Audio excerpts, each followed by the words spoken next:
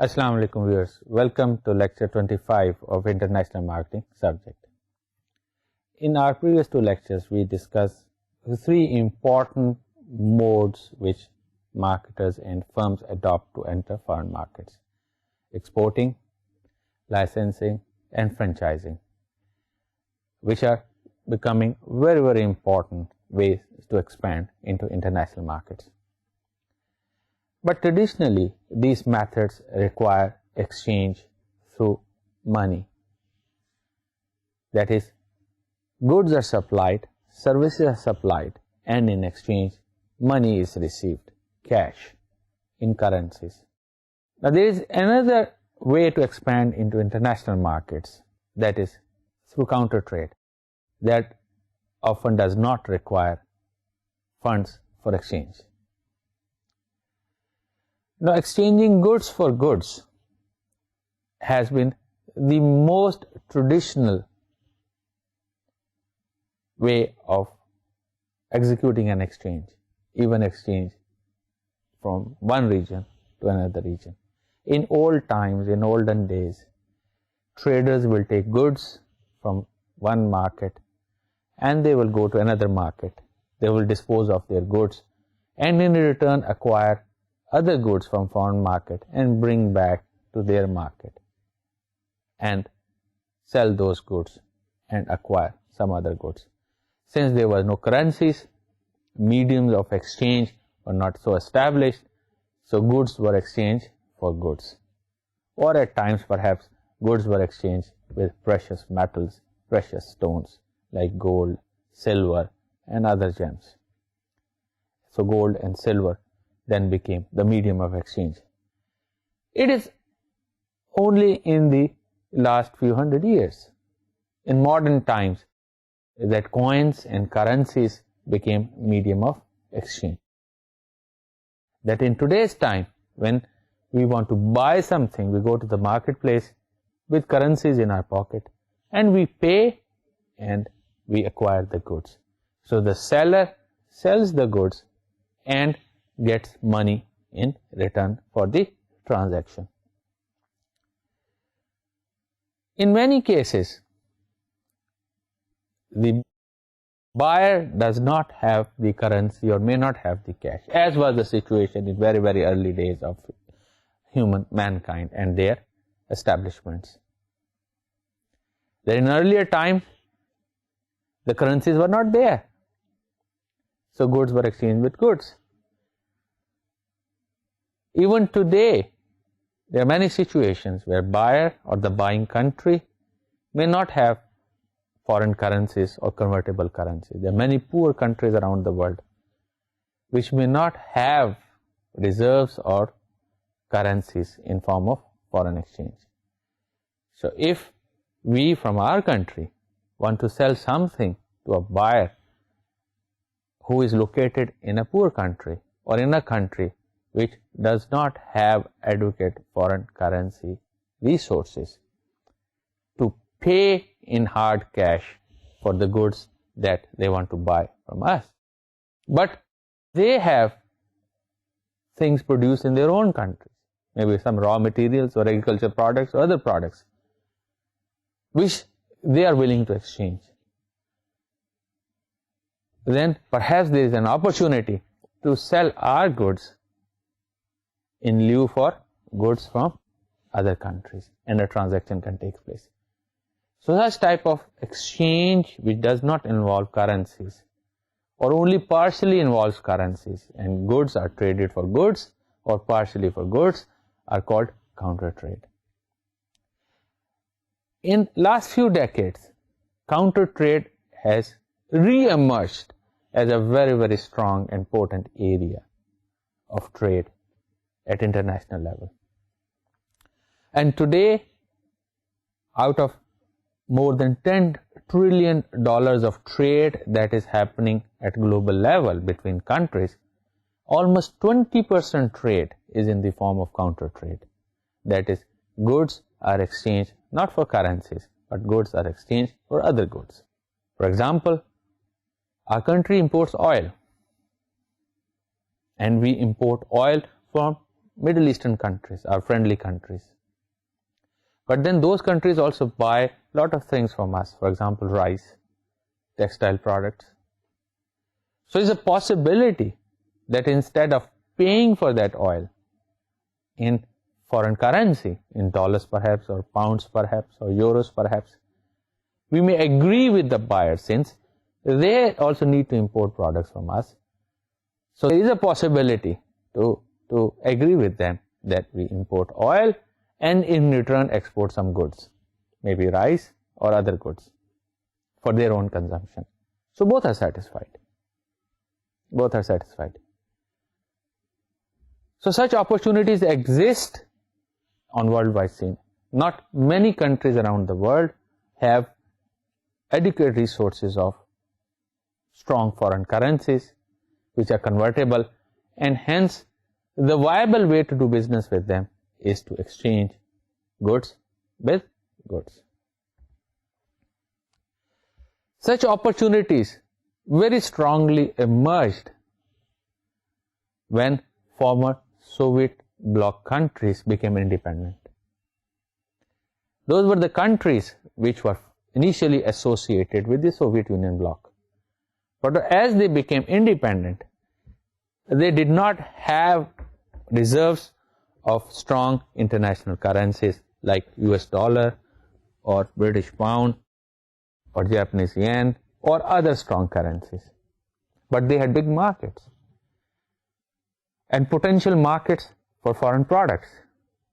So many foreign firms, instead of waiting for these countries to have foreign cash, foreign currencies to be able to pay, they were proactive. They approached those countries and agreed to sell to them products and services in lieu for products and services from those countries. Exchange of goods versus goods, and they were very successful. There, I can give you example of two firms, two Western firms, which are market leaders. They are global leaders in soft drinks. And as Soviet Union disintegrated and Russia was formed, and Russia is a huge market, huge potential market, and for soft drink industry there are always first mover advantages, that the brand which moved first to a market and established itself were able to maintain the lead in terms of market share. So they have been visible, clear and substantial first mover advantages. So it was a race for these two global brands who were competing with each other in world markets to enter the Russian market, which was a huge market and previously closed.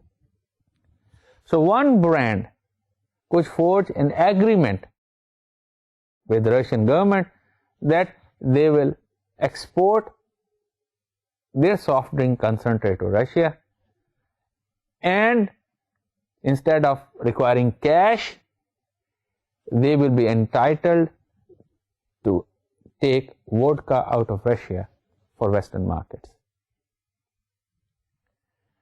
Now, vodka is a drink which is very popular in Western countries and big demand in Western countries. So it was a very viable agreement. And hence the Russian market opened up to that soft drink. And that company now has a leading market share there, because it entered the Russian market not waiting for the country to have cash to be able to pay for its imports, but for exchanging goods. And there were a lot of goods that were being produced and available in Russia that could be sold very easily in Western markets. Hence, a very viable potential for such an exchange, such an agreement. So counter trade has re-emerged in recent years as a very, very viable way, very strong way, and potentially very successful way to expand businesses in international markets. As I have said, in today's time, almost 20% of trade that takes place around the world, around the globe, is through counter trade. Why has it become or re-emerged as an important area? There are a lot of factors that have contributed to its resurgence and re-emergence as a viable way of expanding international market. One of the major reasons is the world debt crisis, that many countries around the world have borrowed a lot of foreign currencies. And now they are in a debt trap, that whatever foreign exchange they can earn through exports, they have to spend on servicing their previous debt. So they're not left with any more hard cash or cash of convertible currencies that they can use to import essential goods from overseas.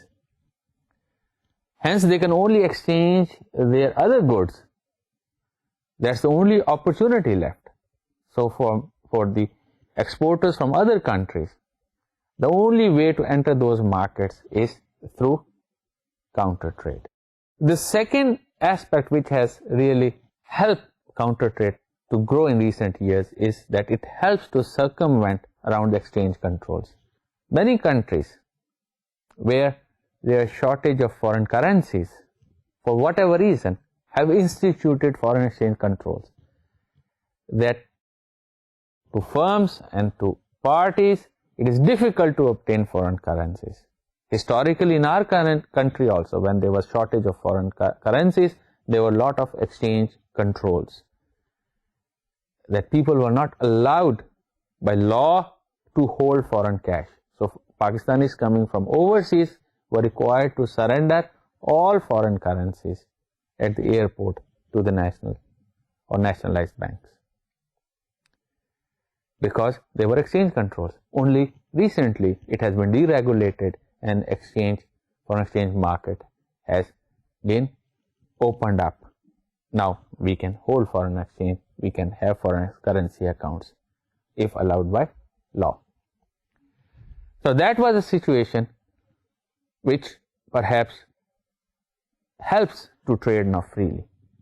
If there's shortage of foreign currencies, then countries institute foreign exchange controls. That means firms and individuals find it difficult to have access to foreign currencies, and if firms do not have foreign currencies, they can not then import goods from overseas.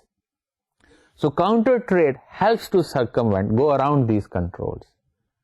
They do not involve any currency for exchange or foreign currency for exchange. So importer and exporter do not have to go through exchange controls if a country has some regulation and some controls on who holds and who can get foreign exchange.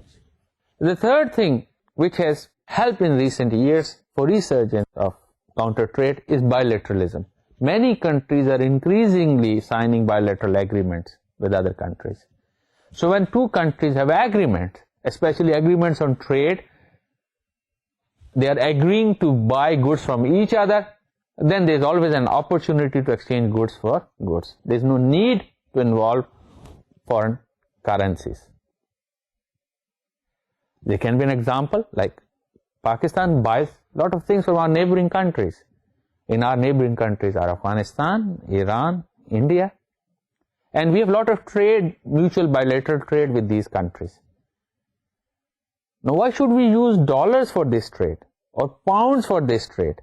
If the trade is increasing between neighboring countries, that means they need more dollars to support this trade, or more hard currencies of other established nations to support this trade. So unless they have those currencies, they tie up those currencies for this trade, trade cannot happen. There's no need if there's a lot of bilateral trade.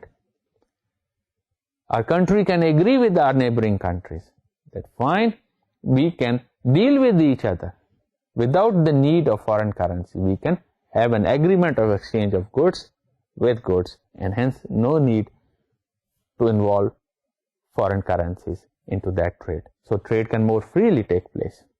The other aspect which is fueling the growth of counter trade is that firms and countries are struggling, working hard to enter other markets. And many of the opportunities are in markets which are now emerging markets, which are now starting to develop, and hence they have shortage of foreign currencies which are convertible or which can be convertible. But then the desire to move early into those markets can be fulfilled only through counter trade or exchange of goods versus goods. Finally, lot of emerging markets which are now rapidly growing, exist in regions or in countries which are lacking reserves of foreign convertible currencies. Much of development now we see in South American countries these days, in Asian countries, away from previously rich countries. So markets in Pakistan are growing very rapidly. Market in other Asian countries, Southeast Asian countries which have traditionally been not so well off, it's where the real expansion is taking place in terms of markets and growth and industrialization. The economic growth in developed nation can be 1 to 2%. But economic growth these days in many developing countries is more than 5, 6, 7% even, and has been consistently so for very many years now. So lot of opportunities in terms of demand and consumption are emerging in developing countries where economies are growing very rapidly. But these countries often will have shortages of foreign currencies because they themselves are rapidly expanding. So they need whatever reserves they have or whatever currency deposits they have in order to support their own growth, their own investment into their own industries and infrastructure. So in order to capitalize on these emerging markets, these opportunities, then the firms have an option to involve into counter trade to exchange goods for goods. Now we will see various types of counter trades. There are numerous ways goods can be exchanged with goods. One is simple barter, that is exchange goods with goods at the time of transaction. That one party brings the goods, other party brings the goods. Well, one delivers, one receives, and we go back. That's how it used to happen in previous days. The goods were exchanged for goods. But that is simple, but that's difficult to manage. Means then both parties have to bring goods at the same time and then they have to exchange those goods. But barter is the simplest form of counter trade. The other type of counter trade is compensation deal, which is not 100% exchange of goods with goods. It involves goods to be exchanged partially with goods and partially with cash. So that type of barter, which is not fully a barter or fully a counter trade of goods versus goods, is called a compensation deal. That the buyer is only partly able to pay in cash and partly pays back in form of other goods. Counter trade can also be counter purchase, often called parallel barter, in which two agreements are done. One agreement for purchase between buyer and seller, and the other agreement for counter purchase, that now the buyer has to sell some goods to the previous seller. So two agreements, but those agreements are done at the same time. One agreement that buyer from country A agrees to buy certain goods from seller in country B, and at the same time a parallel agreement is done in which seller in country B agrees to buy some goods from the buyer in country A in order to counter that earlier sale. But these are two separate agreements. That is done to facilitate the trade, so that one trade can be done in its own time, but it is supported by an agreement that other trade can be done conveniently in its own time. But since both contracts have been signed, so both parties are bound to fulfill that cycle of transaction, buying and selling. So if one party later on fails to execute the parallel agreement, then a compensation or a penalty is agreed.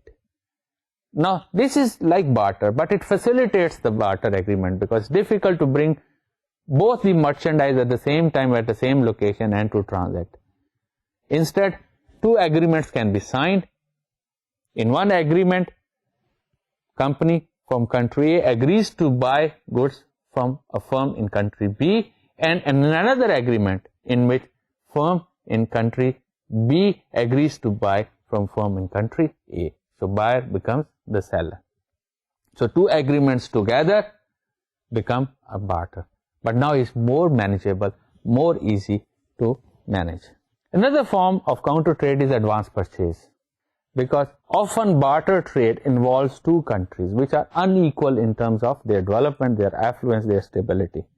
There can be a situation in which one country is a poor country, is a weak country, and maybe weak environment, weak rule of law, while firm in another country which is involving into counter trade is more stable firm in more stable environment, more stable legal environment. So this firm which is in stable country, stable environment, affluent environment, rich environment may feel risk in dealing with the firm in other country, then may require the firm in a poor country to send its goods first, and then the firm in country which is more affluent will send its goods later on after receiving the goods from the earlier country. So this is again a counter trade, but it's called advance purchase, that one firm buys the goods in advance, and once it receives the goods, then sends its part of the goods later on in order to make it more sure, more certain that the transaction takes place. Another type of counter trade is called buyback agreement, and that often takes place when a firm is supplying industrial manufacturing equipment. Now in buyback arrangement, one firm supplies manufacturing equipment, machinery, plant to another firm in a foreign country, and as a compensation buys back some of the production. Now these type of arrangements have really worked very well in various industries. In cement industry, firms have supplied cement manufacturing plants and machinery to foreign buyers, and once those plants and machinery were operational, they bought back cement as a compensation for the original equipment and machinery, and they sold cement in their domestic markets. Similarly, such arrangements have worked very well in engine manufacturing and other machine manufacturing, equipment manufacturing. Firms have supplied manufacturing facilities and plants, and then when plants started to operate, then the supplier firms took compensation or payment in form of the production, which they then sold in order to raise money, raise cash. So this is a buyback arrangement, and it's been working very well in industrial production and supplies. Another form of counter trade is offset agreement. That is quite popular in technology areas, in particularly in defense areas. Often we see defense deals coupled with some production element, some transfer of technology element. One firm supplies or agrees to supply sophisticated equipment to another country, and as a part of agreement, some aspects of that equipment or part of that equipment or some number of units are to be produced in the buyer country. It's quite popular in aircraft selling deals.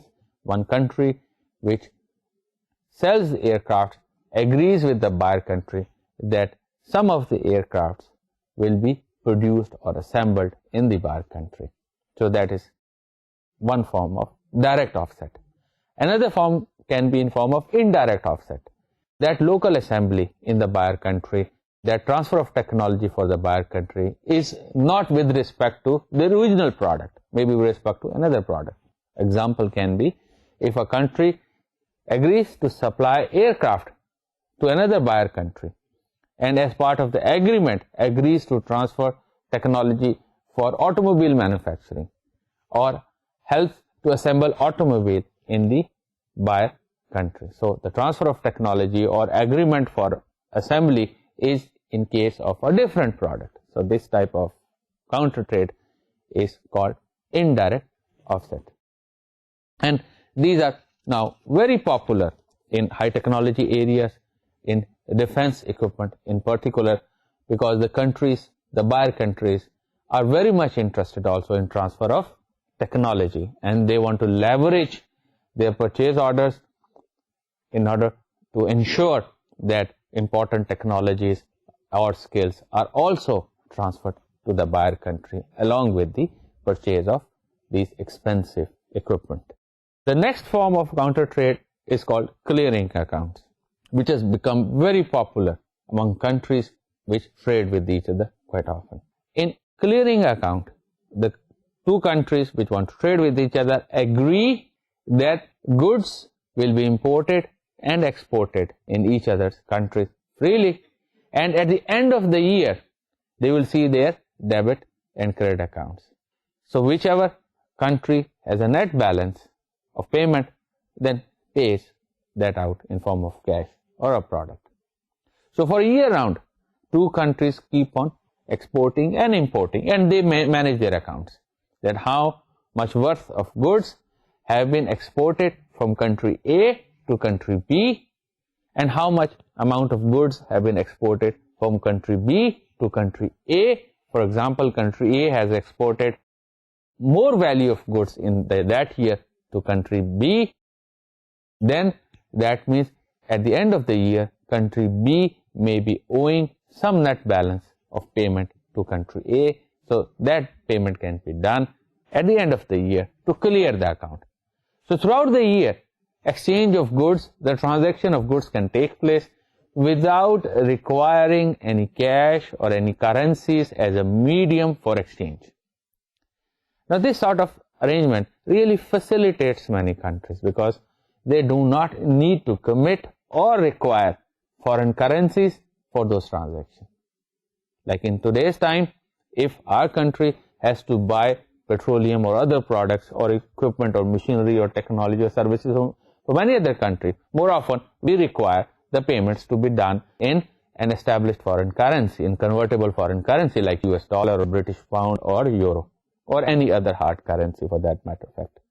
So we if want to buy, our nation, our country need to first have a deposit of that currency so that it can be used as a medium of exchange to acquire products and technology from other countries.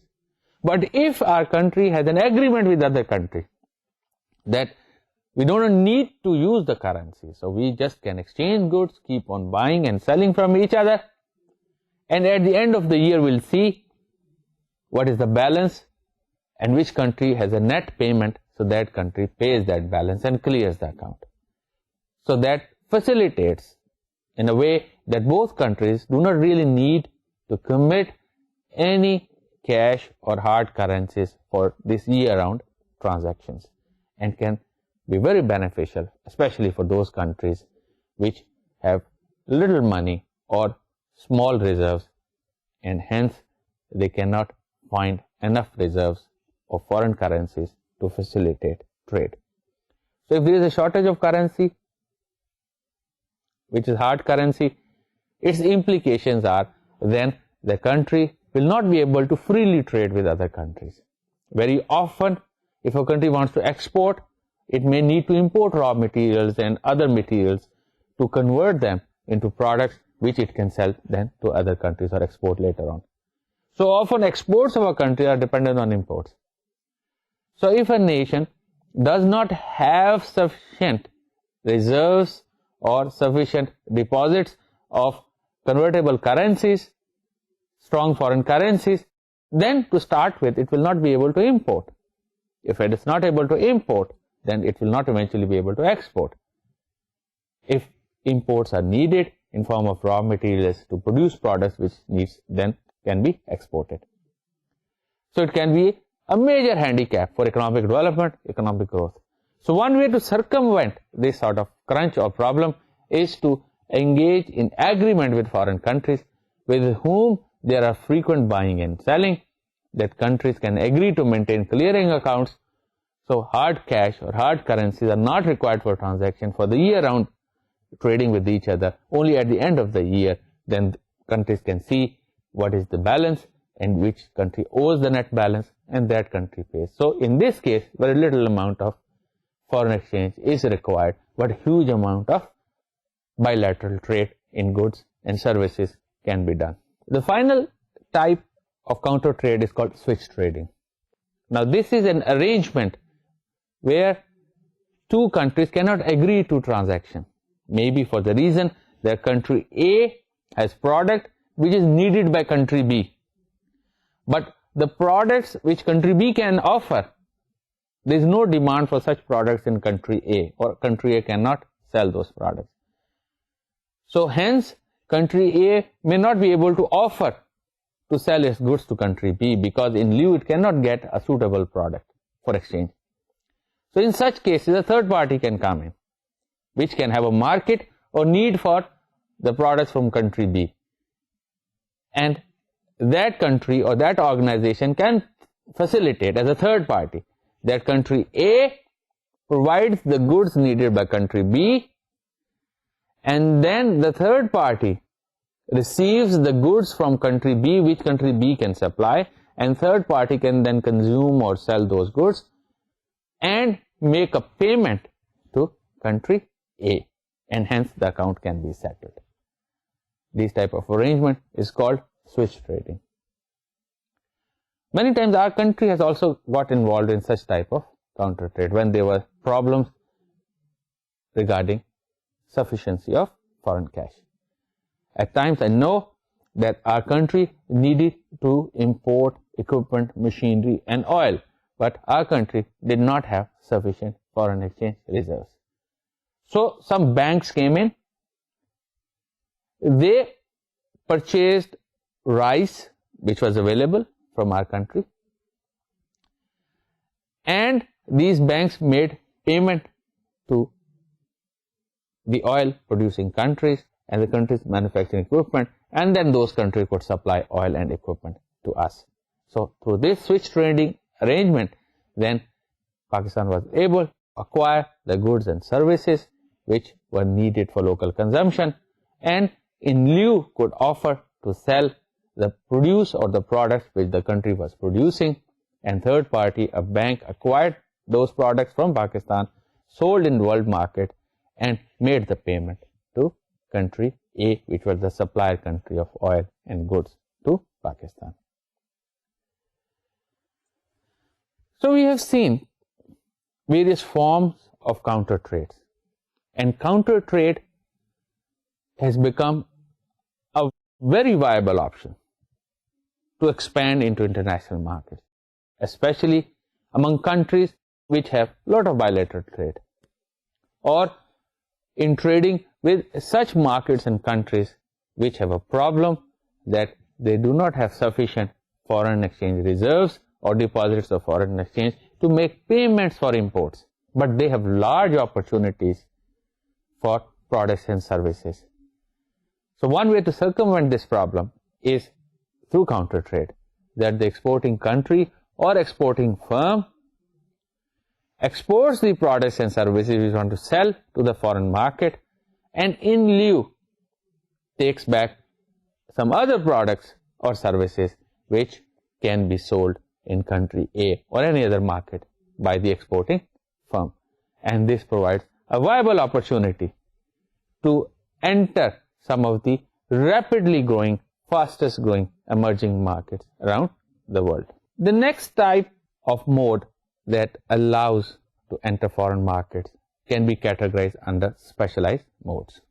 They are different from exporting, licensing, franchising or counter trade. One form of such mode of entry into foreign market is through management contracts. We are aware of many popular hotel chains in our country.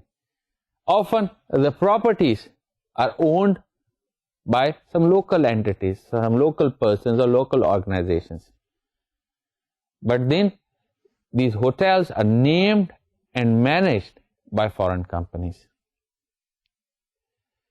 So foreign firms or foreign brands have entered our markets in hospitality and hotel industry through management contracts. Similarly, management contracts are not just limited to hotel and hospitality industry. Even refineries, power plants, other infrastructures and facilities are also managed through management contracts.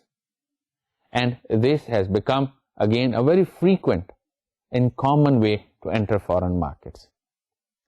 That the facilities and the infrastructure is owned by local entities, local organizations, local individuals in the country, and a foreign firm come in to manage those facilities by signing a management contract with local owner of that property, that facility. And these type of arrangements are now very, very frequent, especially in hospitality and hotel industry. And we can also see such management contracts in refining, in petrochemical industries, where there are specialist firms which specialize in operation and management and running of chemical plants and petrochemical complexes. And they provide their services through management contracts with the owners of such plants and such facilities. The second type of specialized mode of entry, which is quite common, are turnkey projects. Pakistan's motorway is one prominent example of a turnkey project, that a South Korean firm agreed to build the whole motorway from Lahore to Rawalpindi. And then it handed it over to the government of Pakistan when it was ready for operation. And we describe such handover as a turnkey operation, that you hand over an automobile, you just turn the key, you start it, and it's ready to be driven. So the project is all ready to be operational. And such type of arrangements are quite popular in infrastructural projects, in construction of major plants and factories, including power plants, petrochemical plants, refineries, and all these huge projects often are turnkey projects, that the foreign firm has agreed to undertake all aspects of construction and establishment until the project is ready to run. Then it is handed over to the local buyers. Quite often, these turnkey projects are much more complex. Again, I'll refer back to the Pakistani example of our motorway project. The foreign firms not only agree for the construction till the operationalization of the project, they also undertake to source financing, to conduct feasibility study, and other such studies and other such initial activities. Then, in this case, when additional services are provided, including financing for the project, or maybe training of the personnel of local buyer, or other such services or feasibility reports, then it is considered as turnkey plus project. In some of the infrastructure in Pakistan, particularly we can give an example of extension of motorway from Rawalpindi to Peshawar side. That was an arrangement with a Turkish firm. And the Turkish firm did not only agree to construct the total project, but also agreed to conduct a feasibility study and also bring in the financing for the project. So it was basically a turnkey plus project, not just construction of the project till operationalization, but also conducting a feasibility study, even to the extent that helping to bring in financing for the project from donor agencies and financial institutions. So, extension of motorway from Rawalpindi towards Peshawar can be considered as a turnkey plus project. Now, these turnkey projects are quite frequent and quite common way of expanding into international markets. And many firms are undertaking these activities because the buyers often lack their experience in sophisticated, complex technology projects. Many countries, many governments around the world do not have capability to design or conceptualize or even to work on the feasibility of complex major projects like factories, petrochemical complex, infrastructure projects, power infrastructure projects, water infrastructure projects, and other type of major projects. Now, these are technically very sophisticated, very advanced, and very complex. So, there are international firms which agree to undertake all aspects of such projects and to deliver the project until it can be easily operationalized. So, the buyer country or the buyer firm or the buyer organization need not get involved into many aspects which it finds difficult to comprehend regarding the complex projects. These turnkey projects are often huge projects involving large sums of money, and that's where the risk and problem also lies. And that's where Pakistan also experienced problems in some of its turnkey arrangements. The financing aspect of it. Since they are huge projects and require huge borrowing from foreign sources, often that is where things may go wrong. That the foreign supplier firm which has agreed to bring in financing fails to bring in that sort of financing, or fails to bring source financing at the required conditions. The same problem happened in case of the motorway project from Rawalpindi to Peshawar.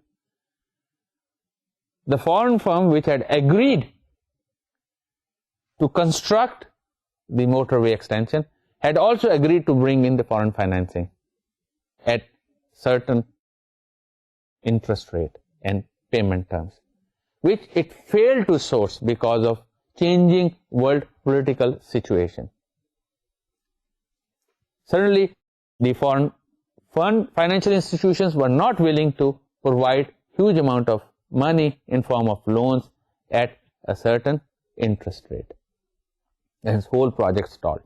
So that's one of the major risks in large turnkey project, issue of financing, that the supplier firm finds problem to find sources of funds as it had committed in the turnkey project contract. The second aspect about turnkey projects is the purchase of equipment. Often, like in case of motorway, lot of construction equipment and other equipment is to be purchased. And the turnkey supplier or turnkey manufacturer is the firm which initially decides which equipment to be purchased and which equipment to be sourced. And since large amount of equipment, very expensive equipment, is often required for construction of turnkey projects, there is substantial aspect of commission involved in selling such product. Very often we hear that large transactions in purchases of equipment like aircraft and machinery involves commissions also, which the manufacturer or the supplier is willing to pay to the buyer.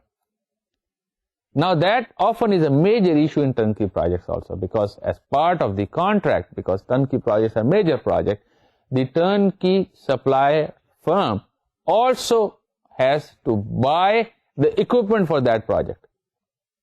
For example, for constructing the motorway between Lahore and Rawalpindi, expensive and large amount of construction equipment was purchased from overseas for that project. And as part of the agreement, often when the turnkey project is handed over to the local government, to the local entities, to local buyer, that equipment is also handed over, because that equipment has no use. It cannot be taken out of country by the foreign turnkey construction firm. But purchase of that equipment often involves a lot of commissions and a lot of other benefits which are hidden often.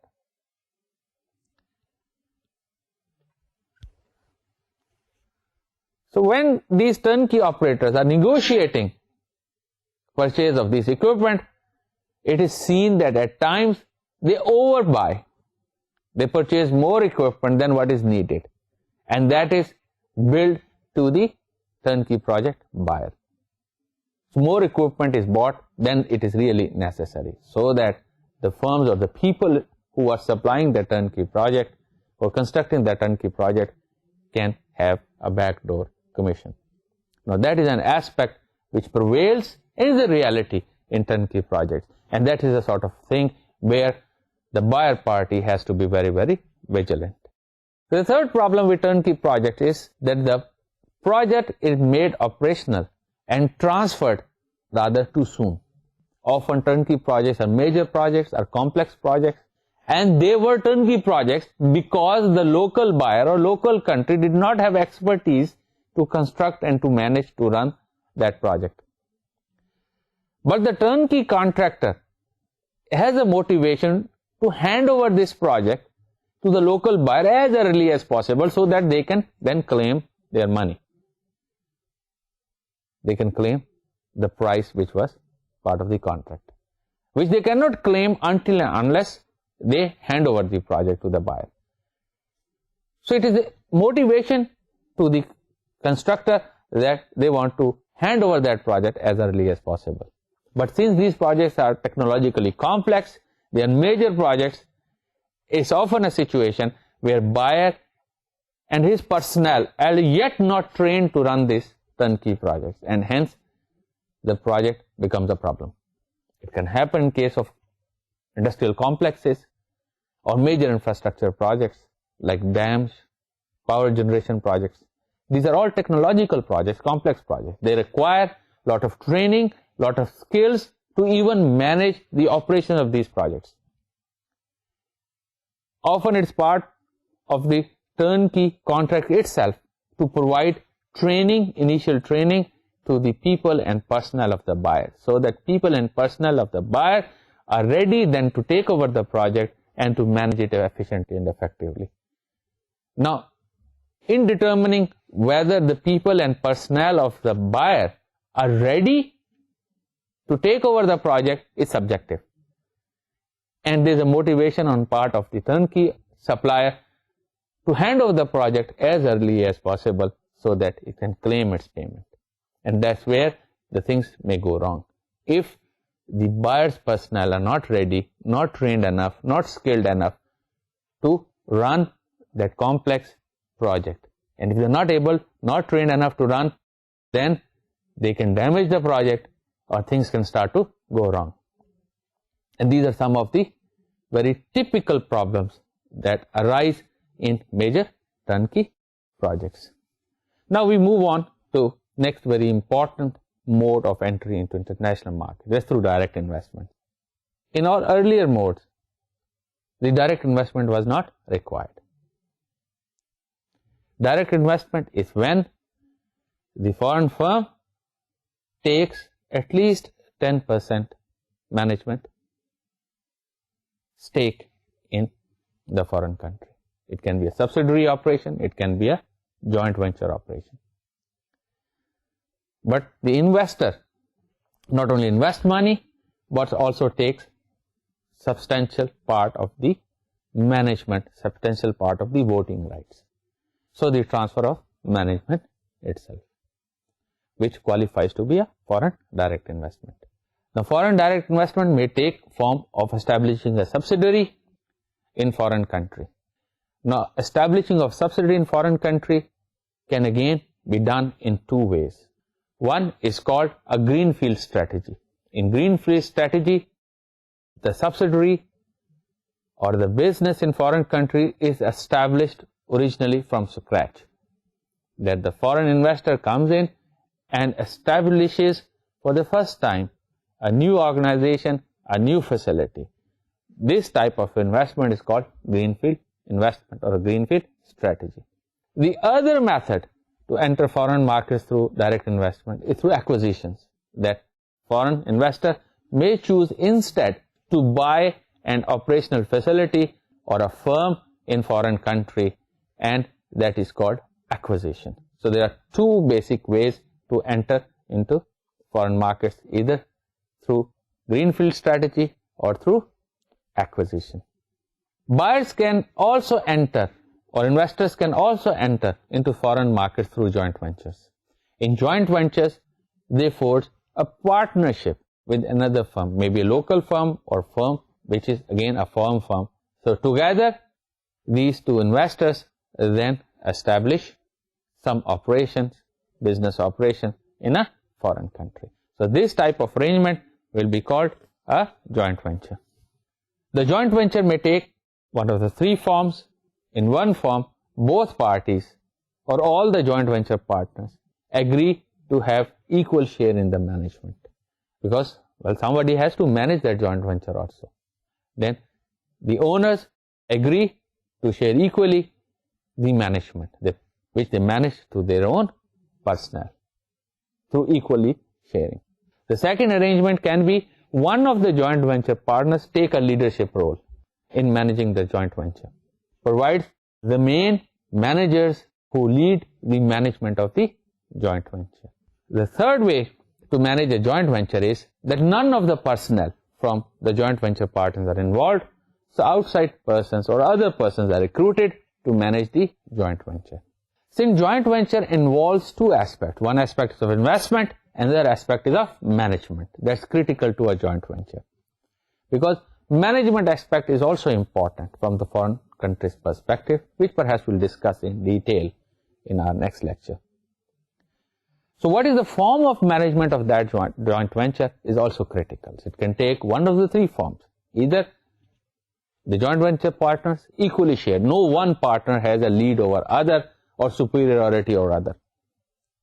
In this case, well, they can amicably agree to start a joint venture, but then disagreements may emerge as to who has to lead or finally who makes the decision when a consensus is not being reached on any issue.